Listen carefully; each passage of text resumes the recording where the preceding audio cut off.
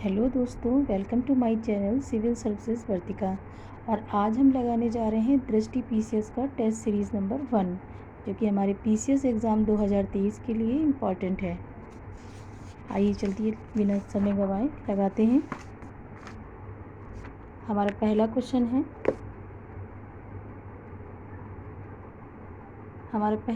है अप्रैल 2022 में लंदन में रॉयल ज्योग्राफिकल सोसाइटी में निम्नलिखित में से किसे वाइटली गोल्ड पुरस्कार से सम्मानित किया गया था, जिसका आंसर है चारुदत्त मिश्रा।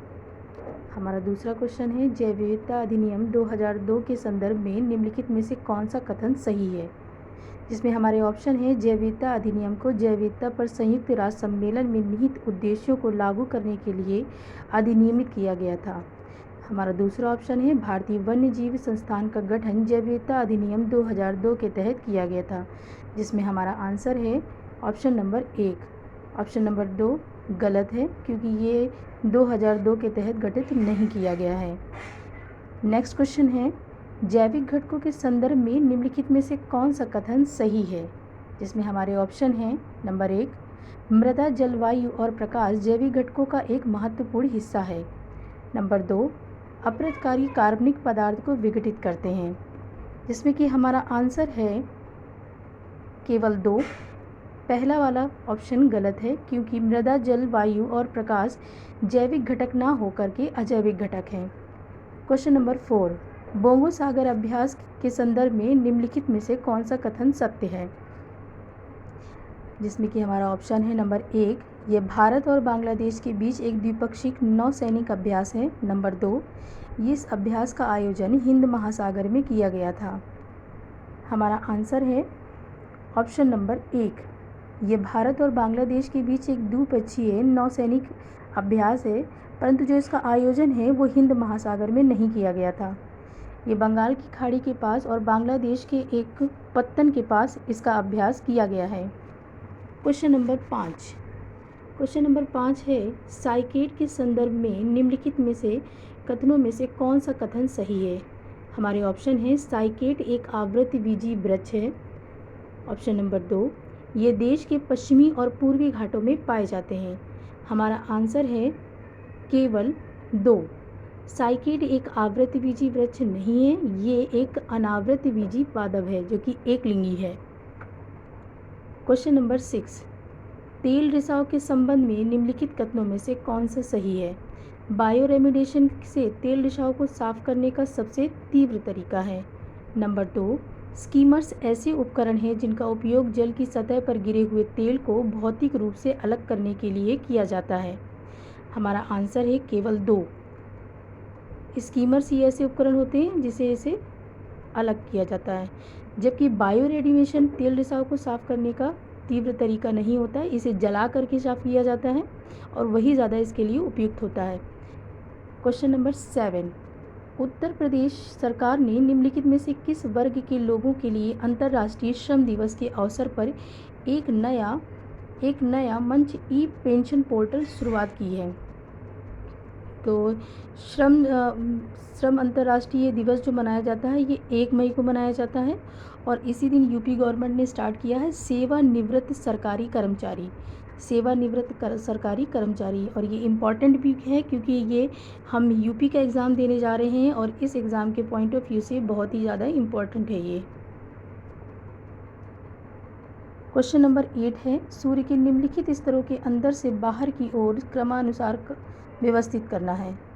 तो हमारा आंसर है सबसे पहले आएगा क्रोड, फिर आएगा प्रकाश मंडल, फिर आ जाएगा वर्णमंडल और फिर आ जाएगा किरीट जिसे कोरोना भी कहते हैं। क्वेश्चन नंबर 9 है निम्न में से कौन सा एकमात्र स्तनपायी जीव है जो कि उड़ सकता है। इसका आंसर है चमगादड़। क्वेश्चन नंबर 10 प्रधानमंत्री रोजगार सृजन कार्यक्रम के संदर्भ में निम्नलिखित में से कौन सा कथन सत्य है। तो इसके दोनों ही कथन सत्य हैं। ये नए उद्यम स्थापित करने के लिए वित्तीय सहायता प्रदान करने की एक योजना है। इसे खादी और ग्रामोद्योग आयोग द्वारा कार्यान्वित किया गया है। क्वेश्चन नंबर 11 क्वेश्चन नंबर 11 है, निम्नलिखित में से किस विश्वविद्यालय ने खेलो इंडिया यूनिवर्सिटी गेम का खिताब जीता है? और ये हमारा आंसर है जैन विश्वविद्यालय में।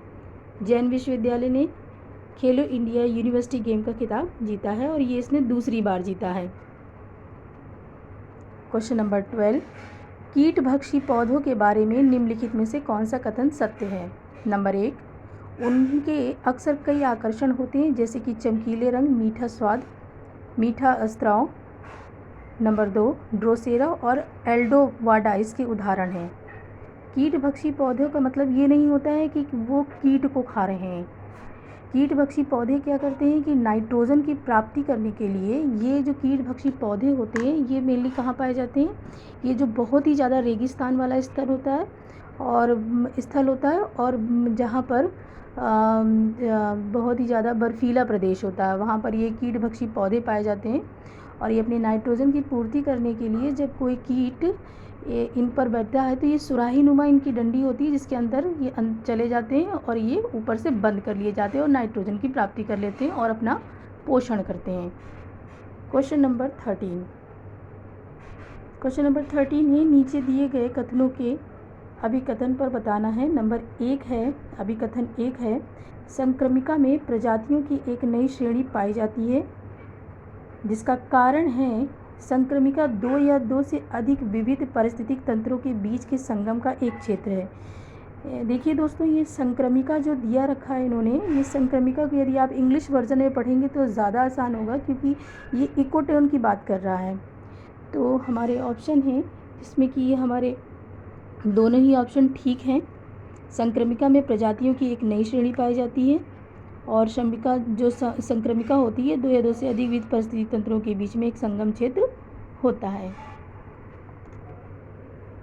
क्वेश्चन नंबर 14, हाल ही में चर्चा में रहा 17वां एशिया मीडिया शिखर सम्मेलन आयोजित किया गया है कहाँ पर?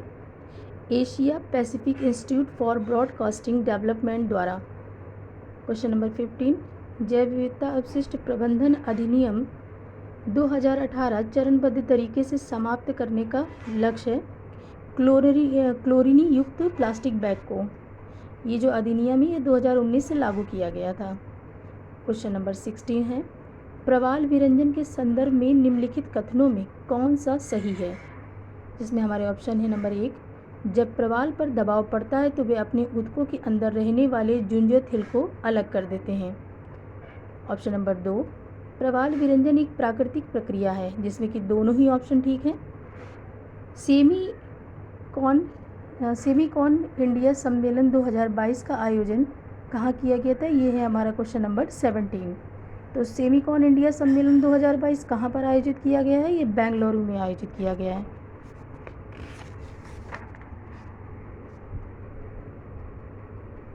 क्वेश्चन नंबर 18, फाइटोप्लैंक्टन के संदर्भ में निम्नलिखित कथनों में से कौन से कथन सही हैं? इसमें हमारा ऑप्शन है, ये सभी पौधों में उत्पादित 90% से अधिक ऑक्सीजन का उत्पादन करता है। ऑप्शन नंबर 2, फाइटोप्लैंक्टन के विकास और प्रजनन के लिए नाइट्रोजन और फास्फोरस को आवश्यकता होती है।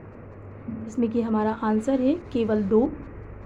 पहला ऑप्शन गलत है क्योंकि जो फाइटोप्लैंक्टन पौधे होते हैं इसमें जो ऑक्सीजन का उत्पादन होता है इनसे 90% ना होकर के 60% होता है। क्वेश्चन नंबर 19, क्योटो प्रोटोकॉल के संदर्भ में कौन सा कथन सत्य नहीं है? ऑप्शन नंबर 1, ये औद्योगिक देशों के लिए बाध्यकारी उत्सर्जन में कमी के लक्ष्य को निर्धारित करता है। ऑप्शन नंबर 2, ये 2008 में लागू हुआ था। ऑप्शन नंबर 3, इसने उत्सर्जन के व्यापार के आधार पर एक बाजार तंत्र विकसित किया है। ऑप्शन नंबर 4, वर्तमान क्योटो प्रोटोकॉल में 192 पक्षकार देश शामिल हैं। इसमें कि गलत पूछा गया है, तो गलत ऑप्शन है 2008। क्योटो प्रोटोकॉल जो कि 1997 में आया था और ये हर साल मिलाने के लिए भी आता है और इसको जो लागू किया गया था ये 2008 में ना लागू करके 2005 में लागू किया गया था। नेक्स्ट क्वेश्चन है हमारा question number 20, Bundelkhand express way की लंबाई कुल कितनी है? तो ये 296.07 किलोमीटर है। क्वेश्चन नंबर 21, विश्व प्रेस स्वतंत्रता सूचकांक 2022 में भारत का क्या स्थान रहा है? तो विश्व प्रेस स्वतंत्रता सूचकांक में भारत का स्थान चूँकि नीचे आ गया है, 150वां नंबर है भारत का। क्वेश्चन नंबर 22, चेन कुरुंजी के संदर्भ में निम्नलिखित कथनों पर बताना है, इसमें से सही कौन सा है। तो ये हिमालय में पाया जाता है। ऑप्शन नंबर 2, इसका उपयोग गठिया के उपचार के लिए किया जाता है। तो ये सही है दोनों ही ऑप्शन। चेन कुरुंजी हिमालय में पाया जाता है और इसका उपयोग गठिया के उपचार के लिए किया जाता है। अब हम देखेंगे क्वेश्चन नंबर 23, जो कि एक मिलान का क्वेश्चन है। ऐसे क्वेश्चन यूपीपीसीएस में लगातार पूछे जा रहे हैं, जिसमें कि पहला जो है वो पूछा गया है टैगा। टैगा कैसा प्रदेश है? टैगा जो बायोम है उसके बारे में पूछा गया है। टैगा जो बायोम है वो पाया जाता है कहाँ पर? ये आर्कटिक क्षेत्र में पाया जाता है, जहाँ पे बहुत ही ज़्यादा बर्फीला क्षेत्र होता है। टुंड्रा, टुंड्रा ये है उप आर्कटिक क्षेत्र का। और सवाना क्या है? सवाना जो कि घास होती है, लंबी लंबी घासें होती हैं, ये उष्णकटिबंधीय क्षेत्र में पाई जाती हैं। और घास भूमि क्या होती है? घास भूमि जो होती है ये होती है समशीतोष्ण क्षेत्र में पाई जाती है। क्वेश्चन नंबर 24, ये मोस्ट इम्पॉर्टेंट क्वेश्चन है, आई थिंक ये आएगा भी क्वेश्चन, कि लेवेंडर फेस्टिवल का आयोजन कहाँ किया गया है। लेवेंडर फेस्टिवल का जो आयोजन है ये बहुत ही चर्चा का विषय रहा है। ये जम्मू कश्मीर में किया गया है। निम्नलिखित में से कौन सा आवृतबीजी पौधा नहीं है? ये क्वेश्चन नंबर 25 है हमारा। तो ये शंकुवृक्ष जो है ये आवृतबीजी पौधा नहीं है। क्वेश्चन नंबर 26, निम्नलिखित में से कौन सा उत्पाद इको मार्क योजना के अंतर्गत नहीं आता है? तो ये सभी जितने भी उत्पादक हैं, ये स्नेहक तेल, लकड़ी का विकल्प, अग्निशामक, ये सारे के सारे ही इको मार्क के अंतर्गत आते हैं। क्वेश्चन नंबर 27, किस राज्य में देश के पहले ग्रीनफील्ड अनाज आधारित एथेनॉल संयंत्र का उद्घाटन किया गया है? तो ग्रीनफील्ड अनाज आधारित एथेनॉल संयंत्र का उद्घाटन बिहार के पूर्णिया ज़िले में किया गया है। वेरी मोस्ट इम्पॉर्टेंट है बिहार स्पेशल के पॉइंट ऑफ व्यू से। थैंक यू दोस्तों। बताइएगा मेरा वीडियो आप सबको कैसा लगा। इसके आगे का जो पार्ट है वो हम कल करेंगे।